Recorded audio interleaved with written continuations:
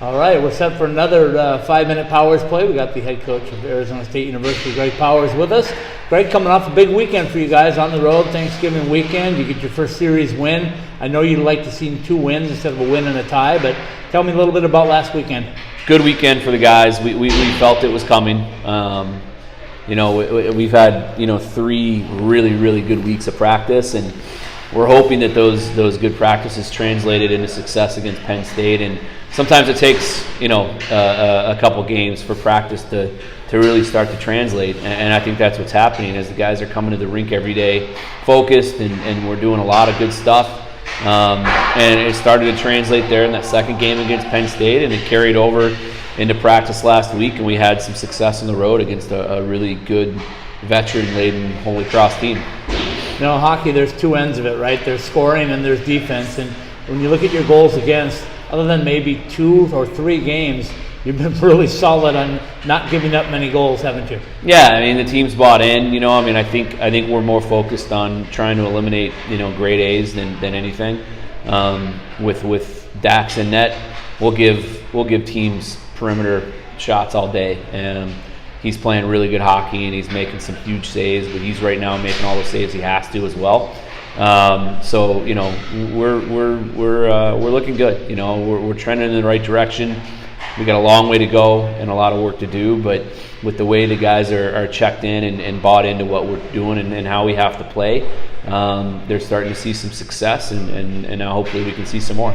I talked to Johnny Walker a little earlier, and he told me that same thing, that he said, you look at the roster in NCAA hockey, and you're one of the biggest, tallest, most physical teams out there. It's just that's your identity, and that's the way you need to play, and maybe you hadn't been doing that until the last couple of weeks. Yeah, I mean, it's new. It's really how we knew we had to build our program in our infant stages that way, and when you jump into it as quickly as we did, the high-priced talent is all committed. They're all taken, and just right now we're really on that level playing field, and you can start to see starting next year more of that high-end skill type player come in.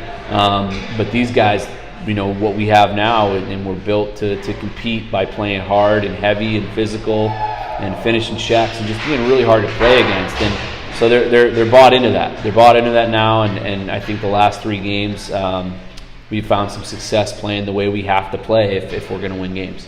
This was kind of a team bonding weekend, wasn't it, too? It looks like the guys, just after watching them today, they're having a lot of fun. I don't know if they weren't that close before and it got closer, or if it just was an extra boost for them, but they're a team right now, aren't they? They are. They're coming together.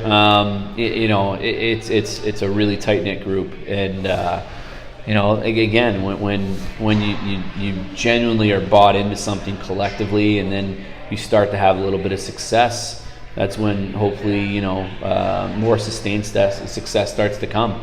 But our guy, we got a great group of kids, and they're the right group of kids to build the base here.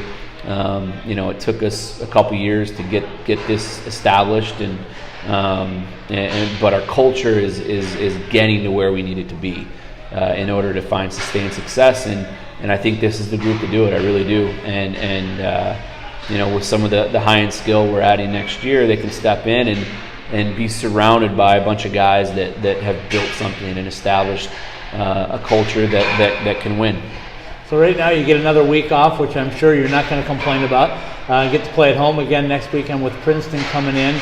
So what's your focus from now until the end of the semester? Just to keep getting better every day, and we have to have these guys ready to go and practice every day, and we really believe it's going to translate. And Princeton's going to be a really tough team. They have 3 games this week for us to kind of really pay close attention to and prepare for them for. But we like where we're at. Again, minus really 2 games, you can make the argument we've had a chance to win every game this season, and that's much different than where we were last year at this point. So the improvements are being made. Are they coming as quickly as we'd like for them to? They never do, but we're proud of our guys, and we're just going to keep plugging away and getting better every day.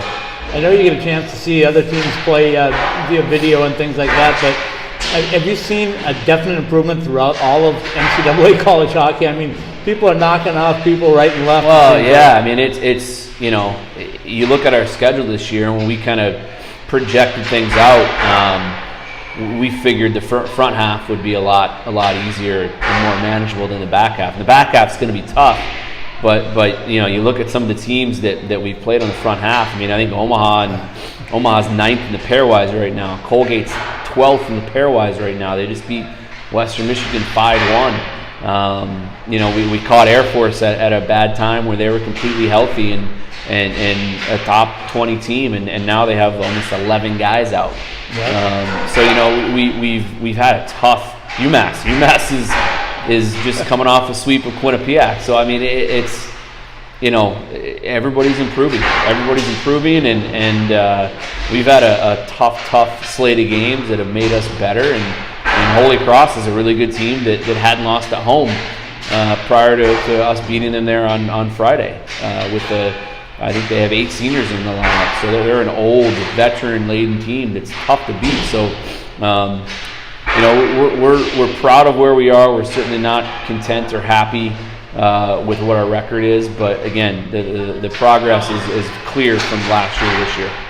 Let's talk and wrap things up a little bit about Sun Devil Athletics in the week that they had. Your basketball team wins an invitational tournament in Vegas. The football team wins the Territorial Cup. You guys come off your first sweep. Not too much to complain about, is there? No, it's a good time to be a Sun Devil. It really is, you know, and what Bobby's doing with our basketball program is of no surprise to anybody that's inside of that building. He's a tremendous talent and coaches with passion, and it's starting to spill over as he's slowly getting in his guys. And as a huge college basketball fan, I couldn't be happier. And then obviously anytime we beat U of A at anything, especially in a sport like football, it's huge. And the Territorial Cup's back home where it belongs, and we're proud of those guys too. A little bit of a somber note with the loss of Coach Graham leaving the program, but I think the comments from Ray Anderson really stood out all the way through your athletic department. He wants to win, and he wants to win big time, and he has a lot of expectations, and I'm guessing that you feel those same expectations as a coach in the hockey program, right? Yeah, absolutely. I mean, you know, everybody wants to win, and at the end of the day, that's our job is to win. And you know, has it translated for us yet? No.